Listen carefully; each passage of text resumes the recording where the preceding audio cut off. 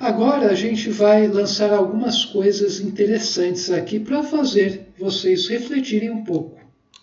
Vejam só, qual é a origem da sabedoria? Materialista, né, vai falar que é o DNA, né? É o DNA que gera tudo isso. E o DNA é um agregado, né, de matéria de forma muito organizada, né? E será que seria isso, de fato? Será que o DNA é o que gera a sabedoria? Ou será que o DNA é meramente uma ferramenta de execução aqui no plano material, no qual a sabedoria faz uso para conseguir se concretizar?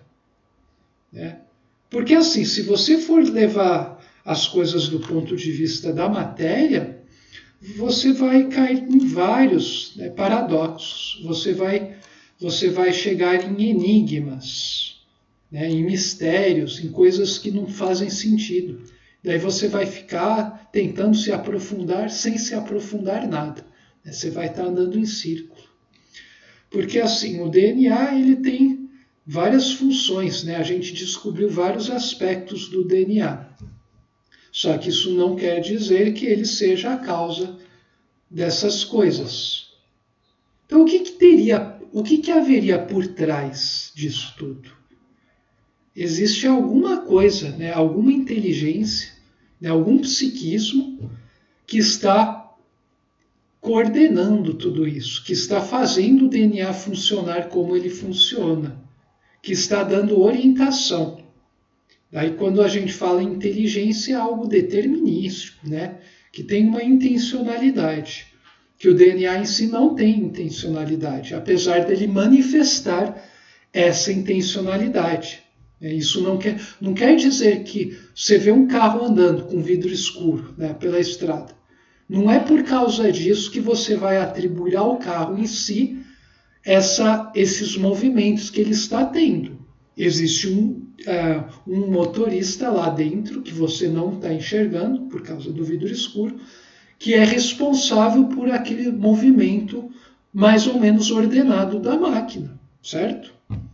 Agora, a gente só está estendendo esse raciocínio. Estamos falando, nossos corpos humanos, incluso o sistema nervoso, né, o cérebro, o DNA, eles são apenas veículos, tecnologias, né, biológicas nos quais o espírito está fazendo uso para conseguir atuar nesse mundo, para ele, inclusive, ir crescendo, ele, o espírito, ir despertando.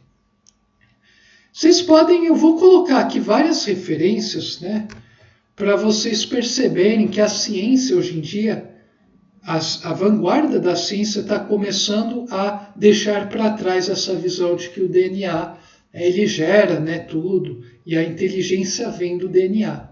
Né. Da matéria não dá para vir nada inteligente, né? Não é atributo da matéria a inteligência, né?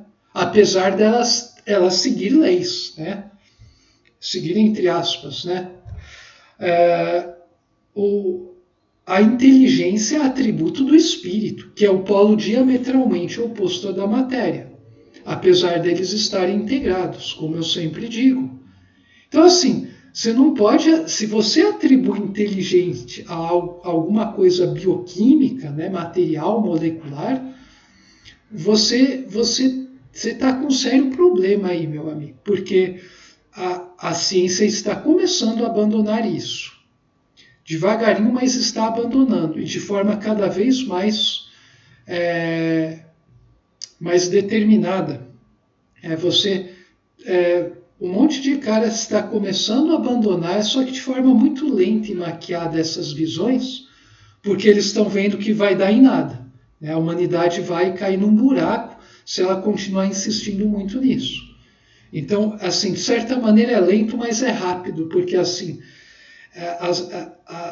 os cientistas, né, estão começando a perceber que no fundo, eles foram enganados, né, por essa visão de que, vamos nos afastar, né, quanto mais a gente vai estudando a essência da natureza, essa coisa de Deus, espírito, consciência, ser uma pessoa boa não tem nada a ver. Os caras estão abandonando isso, estão começando, né, alguns estão abandonando de forma rápida, outros, por terem ficado tanto tempo agarrado a essa visão, os caras ficam com vergonha de abandonar de cara. Então eles vão adaptando lentamente o seu pensamento até chegar em Deus. É até engraçado você ver isso, né? Para quem já tem essa visão do todo. Mas então a gente tem essa questão aí, né? Tem alguma coisa por trás do DNA, né? Ele não é a coisa em si, né? Então o que acontece? O que é o DNA, né? Ácido desoxirribonucleico, né? Essa sequência, né, de bases nitrogenadas que combinadas vão gerar um monte de coisa interessante que possibilita coisas que são características dos seres vivos. O que é esse tal do DNA? Bom, para quem é das ciências da computação, né, da engenharia da computação, você pode ver o DNA como um chip, só que é um chip muito especial, que não é um chip artificial, né, construído pelo ser humano. Não é uma coisa engenheirada por nós, pelas criaturas em corpos humanos. Esse DNA é um chip biológico, que está aí presente muito antes da gente, né? Quer dizer, o DNA está funcionando no nosso planeta há quase 4 bilhões de anos, né? Muito antes da gente surgir. E muito, muito antes da gente começar a ter consciência de como funciona ele. Olha só, o DNA está funcionando aqui muito antes que qualquer coisa surgisse nesse planeta, praticamente. Então, o que é esse DNA? É um chip biológico, né? Por quê? Ele é um chip porque ele tem a mesma função dos chips artificiais, mas é um chip muito mais complexo, muito mais elaborado, muito mais encantador, né? E o que um chip faz?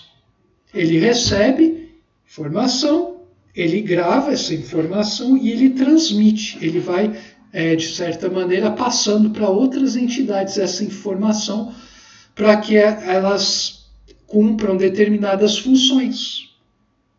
Assim, você não precisa ser um acadêmico que dedica 30 anos da sua vida para entender certas coisas, né? Se você tem essa visão clara, você pode ir vendo sentido naquela coisa que você está estudando. E você nunca vai se perder, né? Então você recebe uma informação, você grava ela, né? Você replica e você transmite, né? Então você memoriza de certa forma e você transmite essa informação de tal maneira que a informação não se perca, né? A gente precisa conservar essa informação e também permitir que ela se organize de maneira cada vez mais inteligente ou funcional. Daí a gente está falando de inteligência. Então, essas informações são passadas por esse psiquismo diretor. Então, olha só. Agora a gente precisa ver mais a fundo as coisas aqui. Então, eu vou deixar uma lista de referências que vão ajudar vocês a enriquecerem o estudo desse capítulo. Só que esse capítulo, né, é como elemento de orientação universal.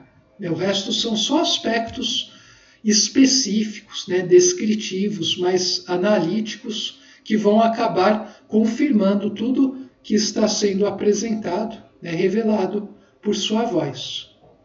Bom, mais à frente a gente vai falar de coisas ainda mais interessantes que dizem respeito à conservação e à renovação.